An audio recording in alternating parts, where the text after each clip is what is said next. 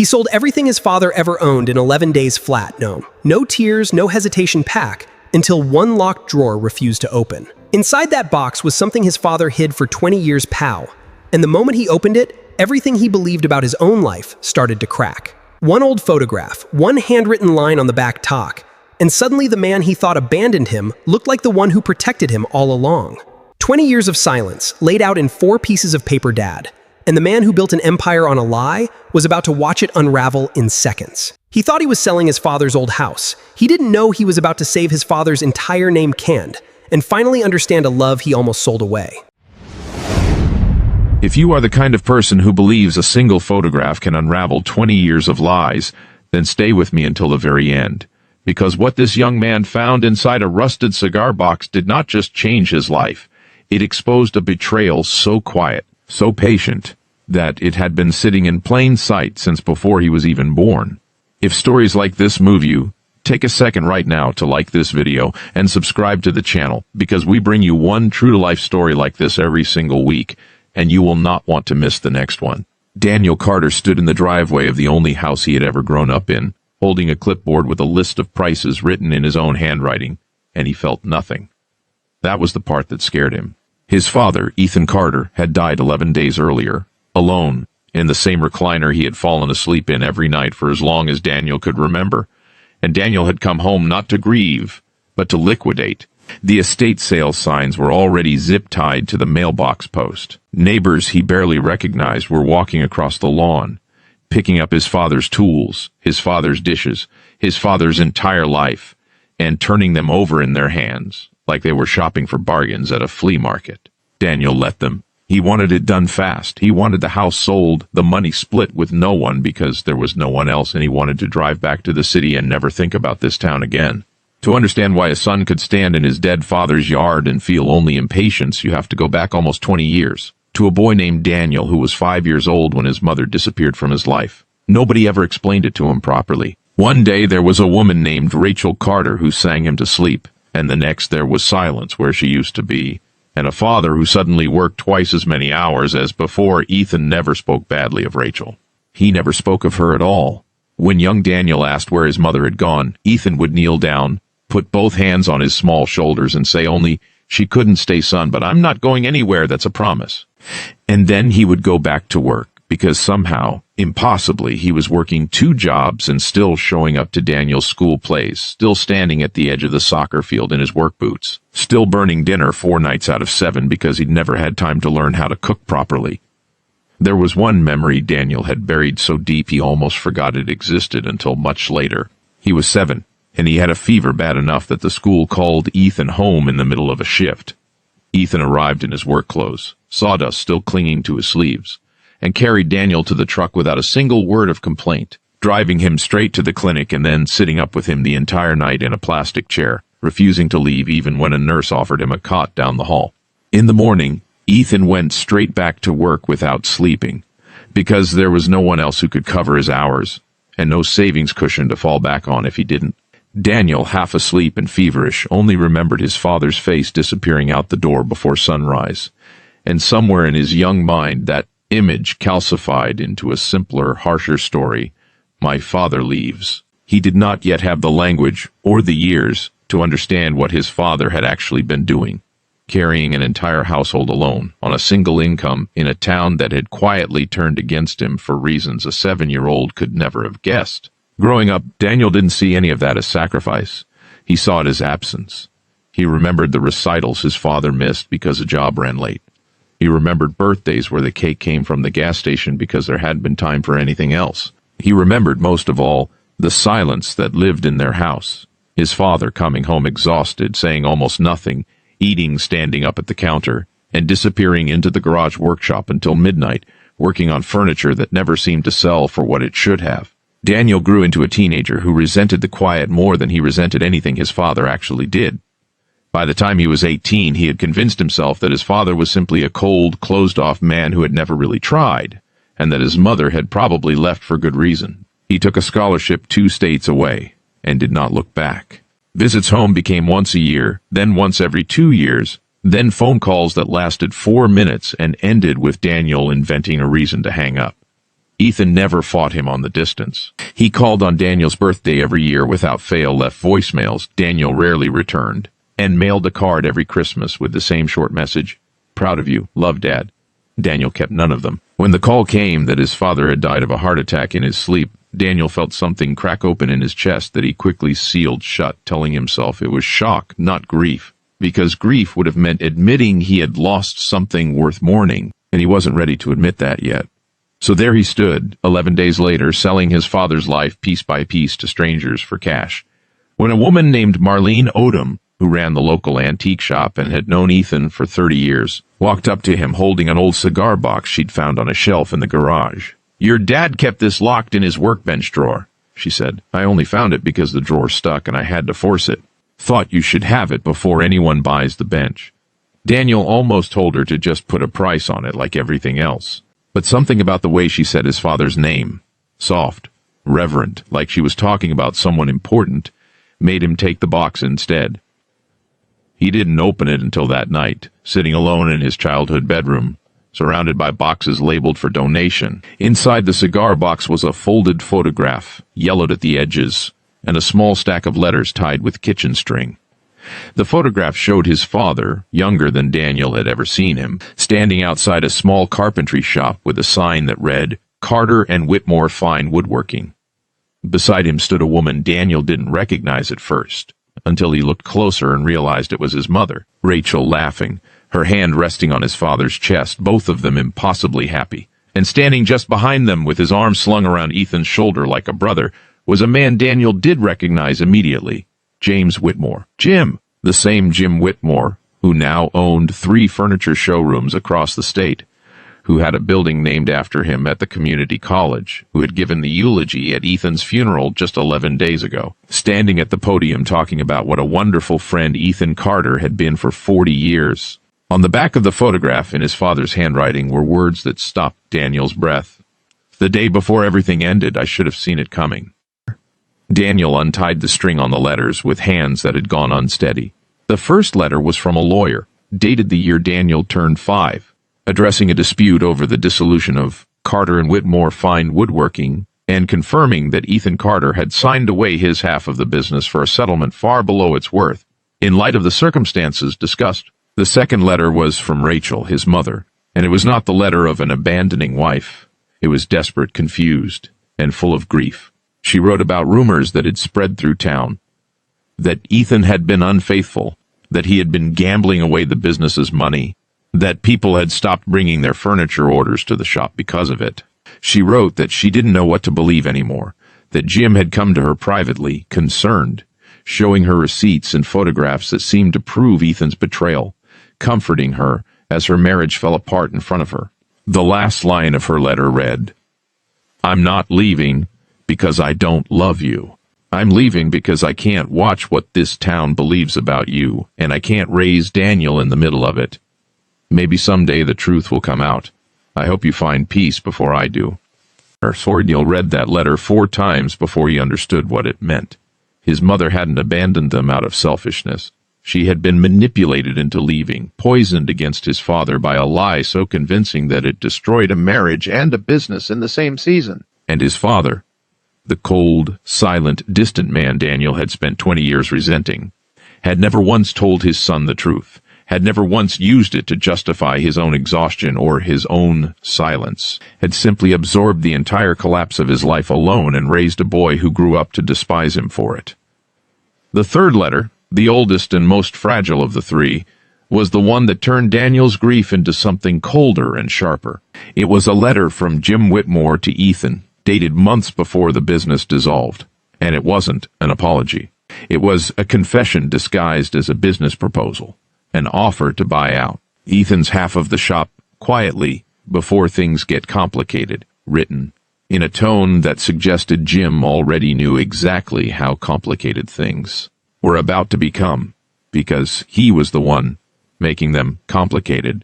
Tucked behind that letter was a small newspaper clipping, brittle and torn, announcing that James Whitmore had opened his first solo showroom the same year Carter and Whitmore closed its doors for good, funded, according to the article, by a generous settlement from a former business partnership. He thought back unwillingly to a dozen small moments he had misread his entire life.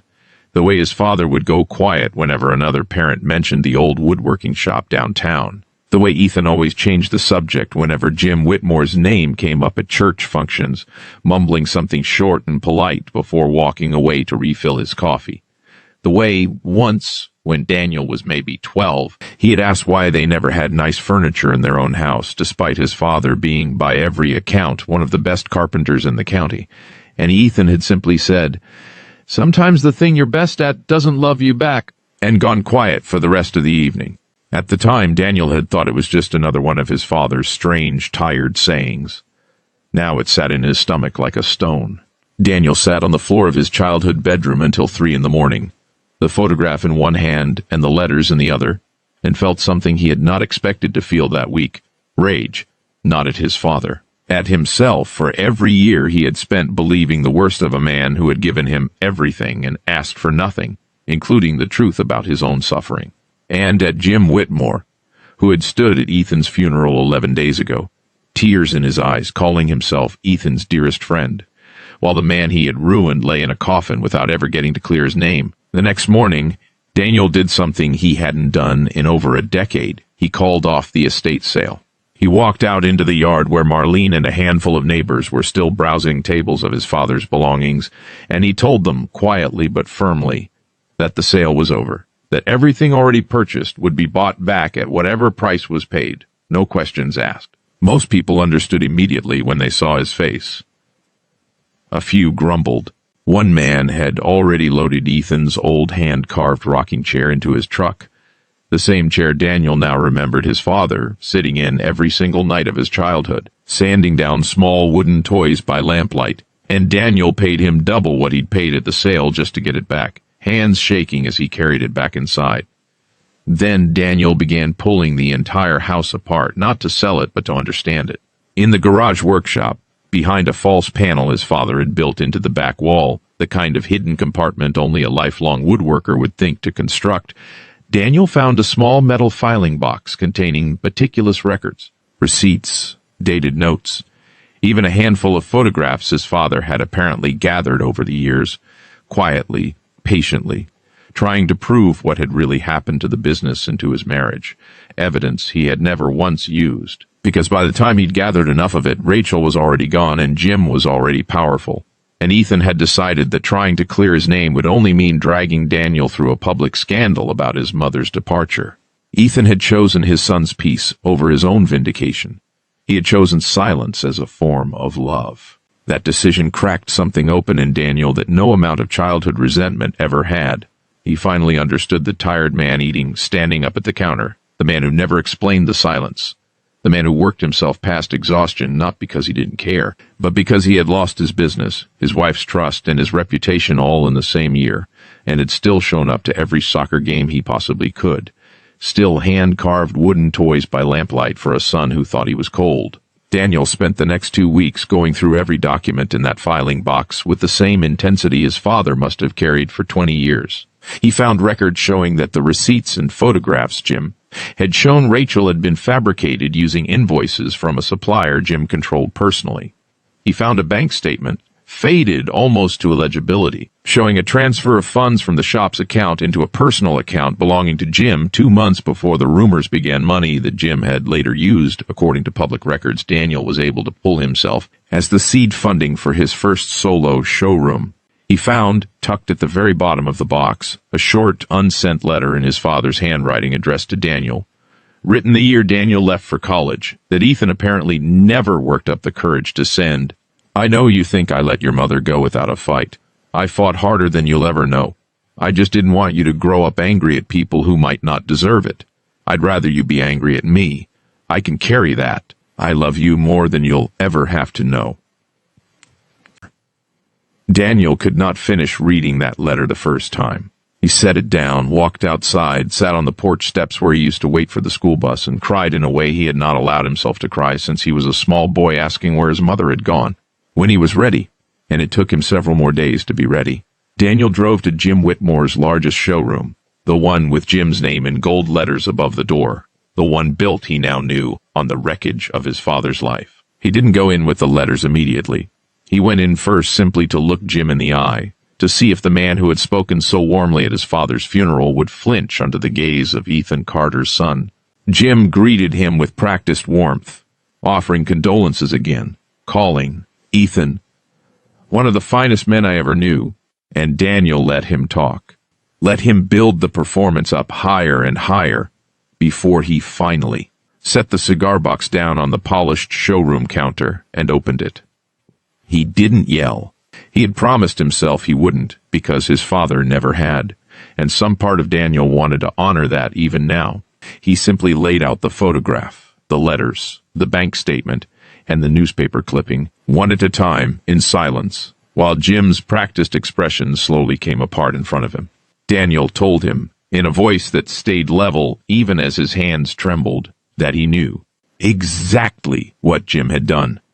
The fabricated evidence, the manipulated rumors, the money, moved out of the shop before the collapse, the marriage destroyed as collateral damage, to a business betrayal, and that he intended to bring every one of these documents to a lawyer, to the local paper, and to the community college board that had put Jim's name on a building, unless Jim was willing to make it right. Jim tried at first to deny it, then to minimize it, calling it old history that didn't matter anymore, insisting Ethan had moved on, and there was no point dragging up the past. But Daniel had inherited more of his father's quiet patience than he realized, and he simply waited him out, letting the silence do what his father had always let silence do, reveal the truth of a person who had nothing honest left to say. Eventually, faced with evidence he could not explain away, Jim Whitmore's composure broke completely, and for the first time in over 20 years, he admitted what he had done, that he had wanted to expand the business alone, that Ethan's steady, honest reputation had made it impossible to buy him out fairly, that he had manufactured a scandal because it was easier than earning what he wanted, and that he had never expected the collapse to cost Ethan his marriage too, though he had also never once in 20 years tried to fix it. He never said a word, Jim admitted quietly, sinking into a showroom chair that probably cost more than Ethan had ever made in a month. 20 years, and he never once came after me. I used to tell myself that meant he'd forgiven it, or forgotten it. It let me sleep at night. Daniel looked at him for a long moment before answering. He didn't forgive you, he said. He just decided I mattered more than you did. That's not the same thing, and you knew that, which is exactly why you gave that eulogy. You needed to believe your own story before anyone else would. Jim had no answer for that. For the first time since Daniel had walked in, the older man looked genuinely old, the practiced warmth gone from his face, replaced by something closer to exhaustion. The particular exhaustion of a man who has spent 2 decades outrunning a truth that finally caught up to him in his own showroom, under his own name in gold letters. What happened next was not the kind of dramatic public reckoning that exists only in movies. Daniel did not need Jim Whitmore destroyed to feel that justice had been served, and in truth he found that he wanted something quieter and more meaningful than revenge. He asked for 3 things, and Jim, faced with public exposure, agreed to all of them. First, a public correction, a letter from Jim to the local paper, acknowledging that the story around Ethan Carter's departure from the business decades earlier had been based on falsified information that Jim himself had circulated, and offering a full apology to Ethan Carter's memory and family. Second, a donation, in Ethan's name, to the same community college trade program that had once turned promising young woodworkers away, because Carter and Whitmore no longer existed to sponsor apprenticeships, a program that would now carry a scholarship named after Ethan Carter, a man who had spent 40 years quietly restoring furniture and fixing what he could, even when no one was fixing anything for him.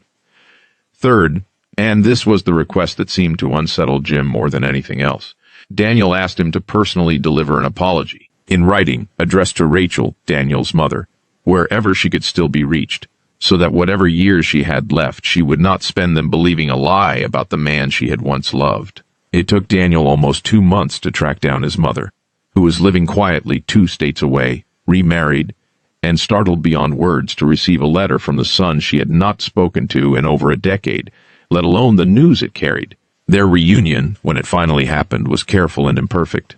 20 years of silence does not dissolve in a single afternoon, but it began, and that beginning mattered more to Daniel than any confrontation with Jim Whitmore ever could.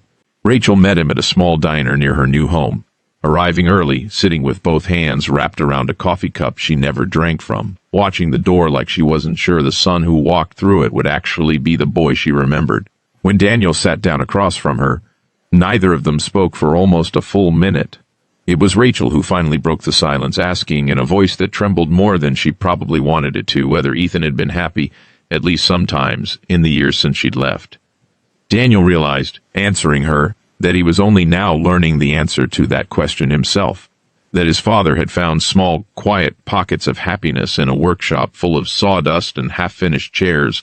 In Sunday phone calls his son rarely returned. In a cigar box he kept locked in a drawer for 2 decades because some part of him could never quite let go of the version of his life where none of it had been taken from him.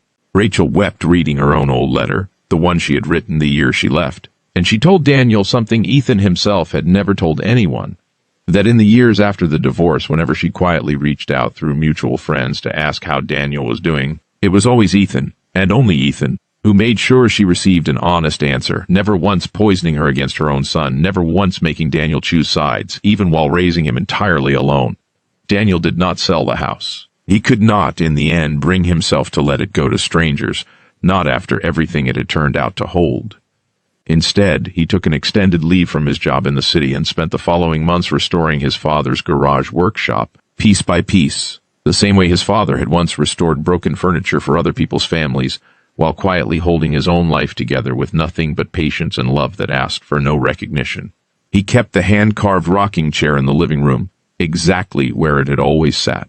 He framed the photograph from the cigar box, his parents young and laughing before everything fell apart, and hung it not to remember the betrayal, but to remember that the happiness in it had been real, and that his father had spent the rest of his life quietly trying to protect that memory for his son, even at the cost of his own reputation.